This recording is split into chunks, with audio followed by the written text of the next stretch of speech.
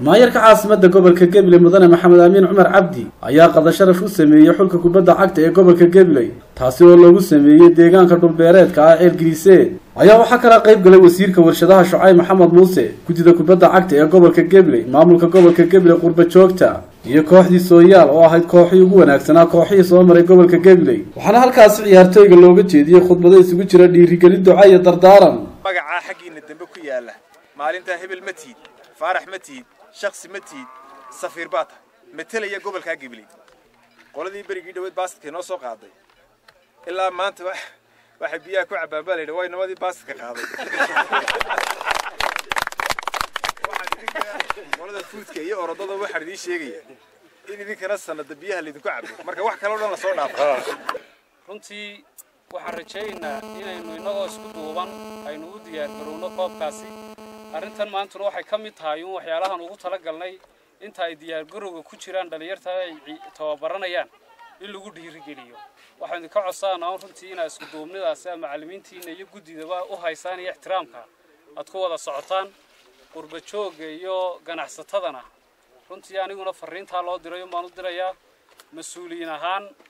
waa waajibaadkeygii awal baanu haynay in ciyaartooygana waxay u baahan yihiin inaanu garab istaagno qurba jooga gobolkan iyo ganacsatadaba ay dhalinyartooda ka war hayaan waa arrin loo baahan yahay inaan uga fadhinaa gacaab dabarka ku sidataan mas'uuliyad ka culus ma jirto sharaf xumada soo gaadho gobolku shakhsi gaar kuma ah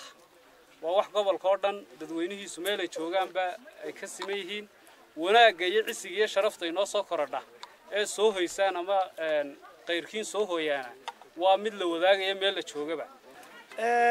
tartan baa lagu jiraa sida uu maayarku sheegay gobolada jamhuuriyadda Soomaaliya oo dhan baa tartamaya wareegga hore waxaan ku geli doonaa haddii aan leeyahay gobolka Awdal magaalada madaxdiisa Boorame oo inaga inoo home oo kala ah inoo dhow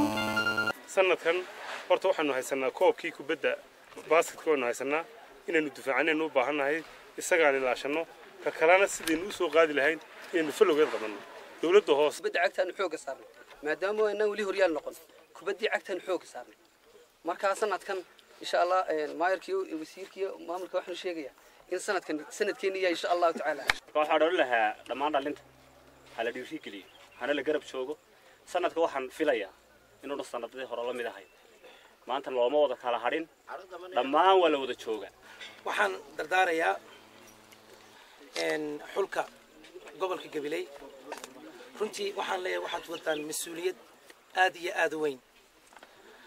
magac dhabarka idinku qoran ummad huwantihiin wuxuu magacaasi noqdo ummad idinkuna tihiin Mukhtaar Nuux Ibraahim Home Cable TV gobolka Gabiley